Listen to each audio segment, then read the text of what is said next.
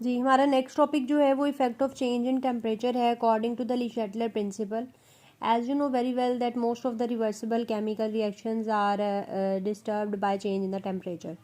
जैसे ही आप उसके टेम्परेचर में चेंज लाओगे, ये भी एक फैक्टर है जिससे आप किसी भी रिएक्शन के इक्विलिब्रियम को डिस्टर्ब कर रहे हैं. फॉर एग्जाम्पल कि आप उसको हीट देते हो तो ऑब्वियसली वो एंडोथर्मिक रिएक्शन होगा, ठीक है. और अगर टेम्परेचर उसका ड्रॉप हो रहा है तो वो हीट रिलीज हो रही है तो वो एक्सोथर्मिक रिएक्शन होगा. अब कैसे? जैसे कि आपके पास जी ये कार्बन मोनोऑक्साइड है. कार्बन मोनोऑक्साइड का रिएक्शन जो है वो हम किसके साथ कर रहे हैं? वाटर के साथ. और इसे बन रहा है कार्बन डाइऑक्साइड और हाइड्रोजन. और इसमें हीट जो है वो आपके पास इवॉल्व होगी. अब ये है कि इक्विलिब्रियम स्टेज पर इसमें से हीट जो है वो इवॉल्व हो रही है और सिस्टम जो है वो अपने आप को रीएडजस्ट करेगा, क्योंकि ये वो अपने कंपनसेट करना चाहता है जितने ये हीट का लॉस हो रहा है.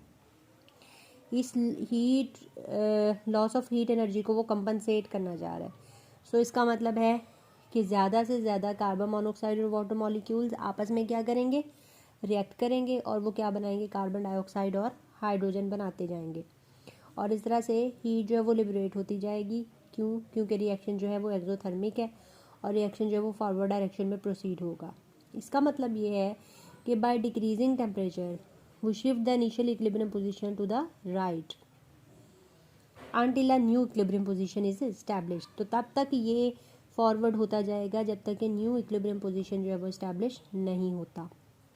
अब इसके बरक्स क्या है कि अगर रिएक्शन जो है हीटिंग द रिएक्शन यानी at equilibrium will shift the reaction to the backward direction because the backward reaction is endothermic. अगर हीट इवॉल्व नहीं होगी, आपने इसको हीट देनी है तो हीट से रिएक्ट प्रोडक्ट जो है वो दोबारा से रिएक्टेंट में कन्वर्ट होगी, ठीक है. उस सूरत में रिएक्शन बैकवर्ड प्रोसीड होगा.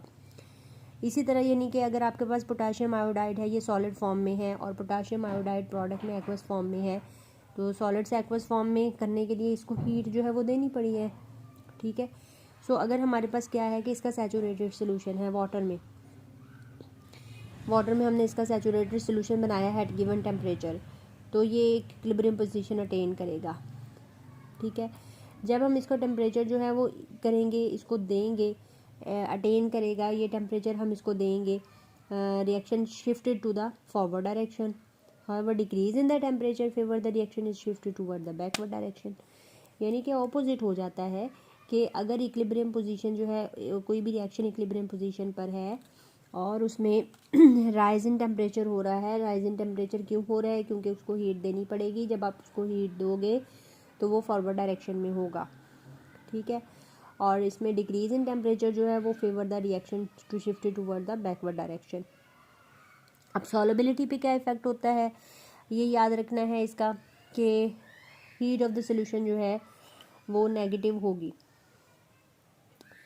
Decrease there solubility by increasing the temperature, ठीक है.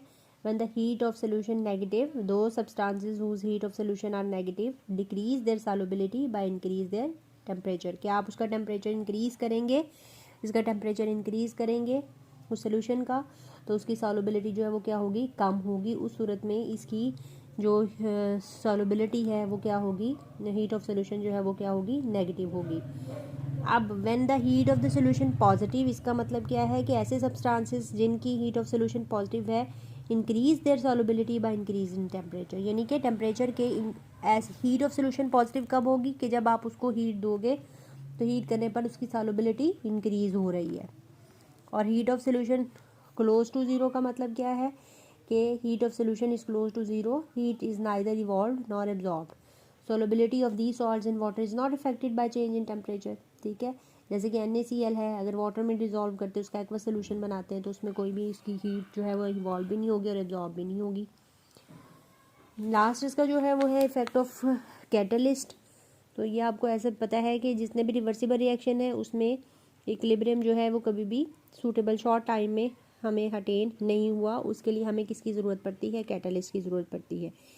तो लेकिन कैटलिस्ट जो है वो कभी भी इक्विलिब्रियम पोजीशन को डिस्टर्ब जो है या इफेक्ट जो है वो नहीं करता.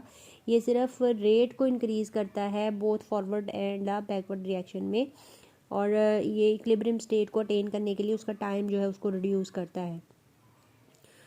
और इसके अलावा कैटलिस्ट क्या करता है, lower the energy of activation of both forward and reverse steps by giving a new path of the reaction.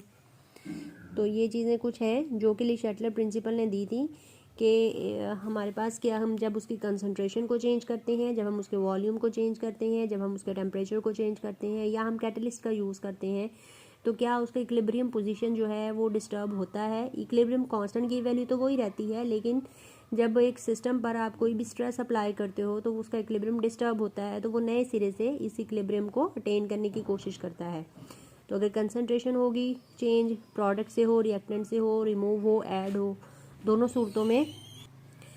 सूरतों में हमें उसका दोबारा से उसने इक्विलिब्रियम को रीस्टैब्लिश करना है। वॉल्यूम और प्रेशर का भी इसी तरीके से है।